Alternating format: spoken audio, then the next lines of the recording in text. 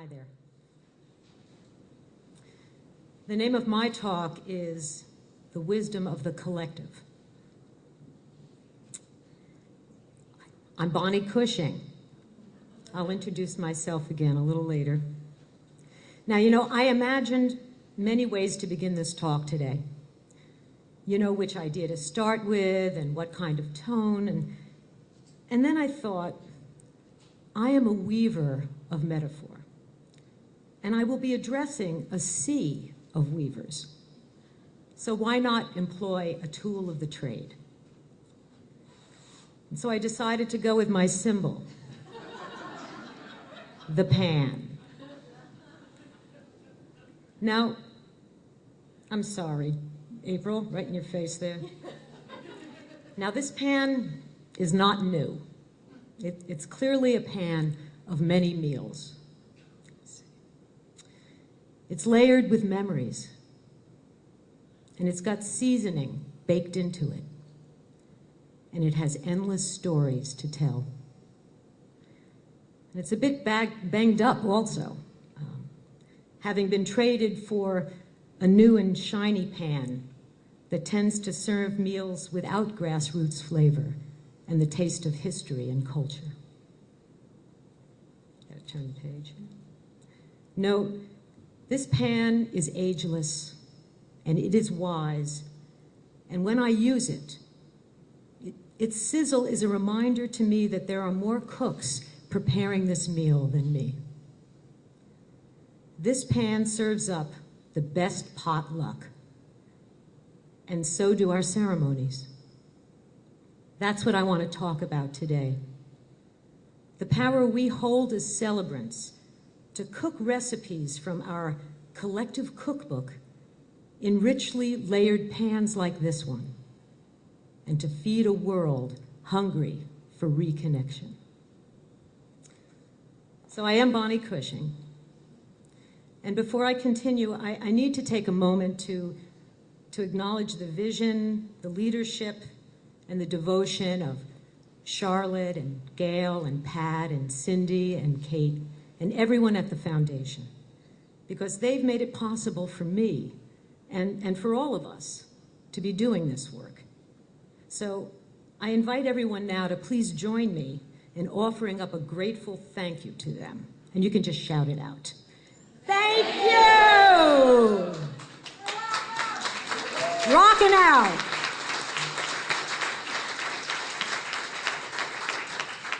And thank you for that thank you. Now, I've had the joy and the pleasure of being a celebrant for 5 years now. And in this young movement here in North America, I guess that makes me an elder.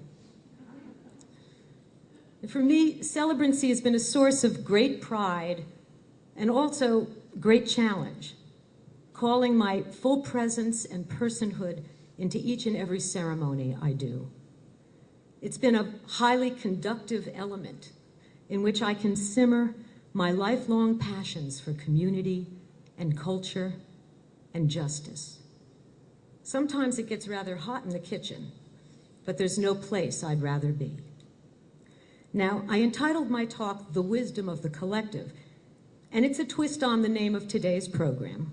But what sits at the heart of it is the abiding belief that we are all connected together, both in this moment and with those who came before and those who will follow, and that our very survival depends on our acknowledging and opening to that truth. Celebrancy is an extremely potent way to reawaken our sense of shared destiny, and therefore it's a powerful way to repair our world. You didn't know we were in that business, did you? Well, we are. We are nothing less than agents of social transformation. We can't avoid it. It's inherent in the ceremonial arts itself. For ceremony reminds us, at its most fundamental and structural level, that we never get anywhere alone. You see, ceremony requires another. It simply cannot be done in solitude. At the very least, ceremony requires one element in order to take place, an officiant, a witness, an object, a divine presence. It's transactional. It takes place between. No matter what kind it is, wedding, funeral, business launching, or healing, ceremonies testify to our interdependence. So now at this point in my talk, I am interdepending on all of you to join me in a brief experience. Are you game? Yeah. I know you're game already with the question. So let's all take a moment to stand up and move a tad, or you can squirm in your seats, or you can close your eyes and roll your eyeballs around, or do whatever will ease it out a little bit. So just ease it out. I'm going to do this. Okay, that's good. Now sit. Take a couple of slow and deep breaths. Oxygenate. Oxygenate. And now, after I complete these instructions, I want you to turn to the person to both sides of you. Introduce yourself to them first by your name, and then as the child of your parents, who you name, and then as the grandchild of your grandparents, who you also name out loud. And finally, name any children you have or any children you love as your own.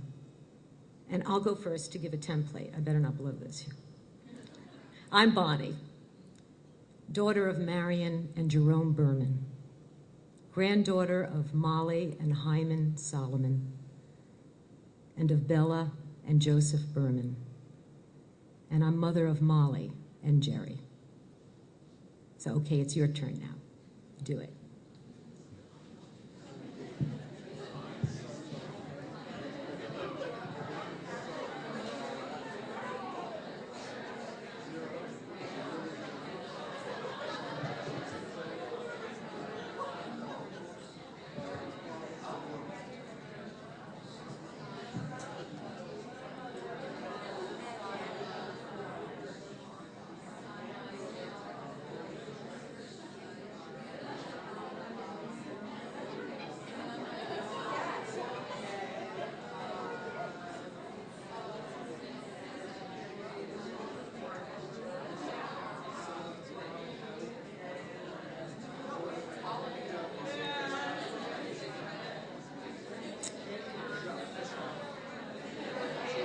Okay.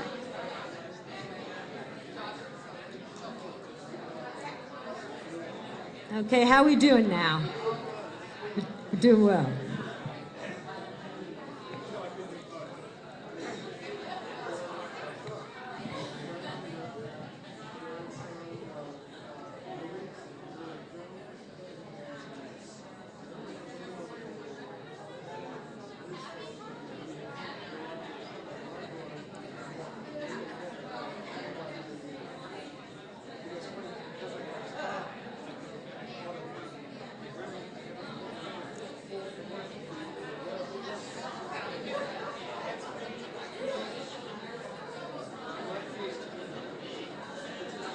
All right. Okay, let's come back. You're not done over there.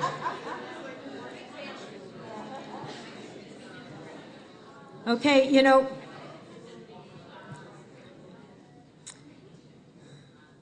wow. The room feels a whole lot fuller now, doesn't it? And a few degrees warmer, perhaps. By merely telling and hearing a small but very crucial part of our story, we have grown sixfold or more in the past few minutes, and without any parking tie-ups. Pretty impressive, given how much we humans yearn for connection and community. We are, after all, relational beings. And this yearning has taken on a sense of urgency lately, it seems, in this time of so much fear and isolation. I can feel it. Can you? Could it be that the ecological crisis is raising our stakes, making it critical to act in concert with each other and out of our common humanity? Truly, if I've witnessed anything in my 5 years of celebrant work, I've witnessed people, time and again, devour the connection they get from ceremony. We are all absolutely ravenous. Now, when I'm explaining to couples who are resistant, wedding couples who are resistant to facing out, I don't know if you've experienced that yet, and some get a little shy, I tell them that their love is being served up for their family and friends to feast upon, that they are feeding their community, and in return for sharing this loving meal, they are lifted up and carried across the threshold into their new lives. At funerals, we feast together on memories and on praise, and it is then that we are able to communally carry grief's weight on all the assembled shoulders, and thereby crushing none.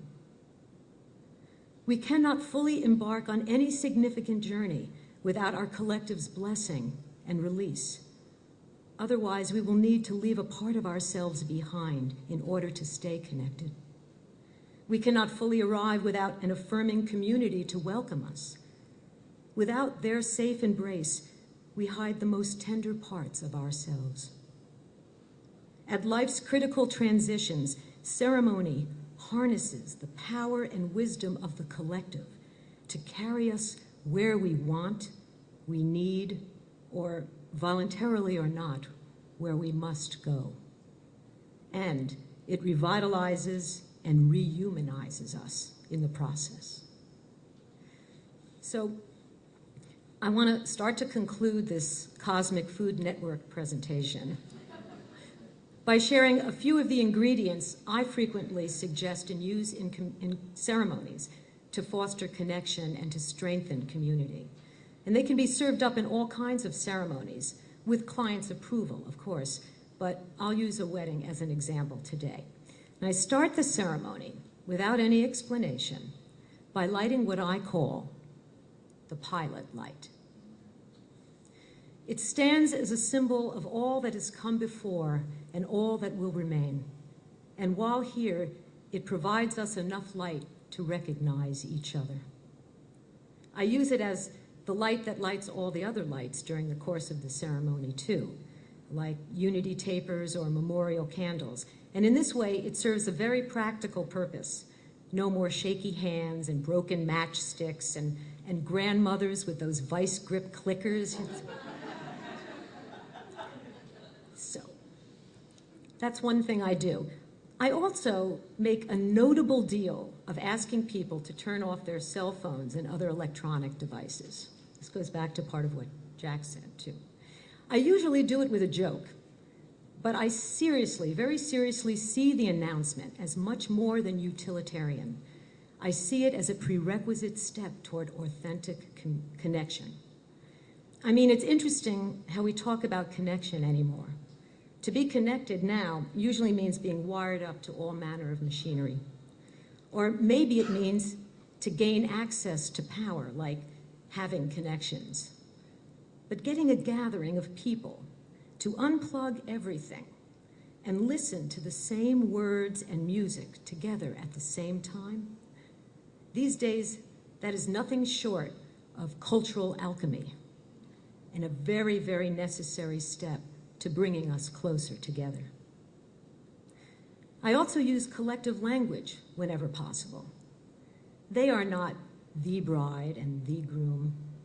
They are our bride and our groom, or they're our brides and our grooms. Subtle, but very powerful.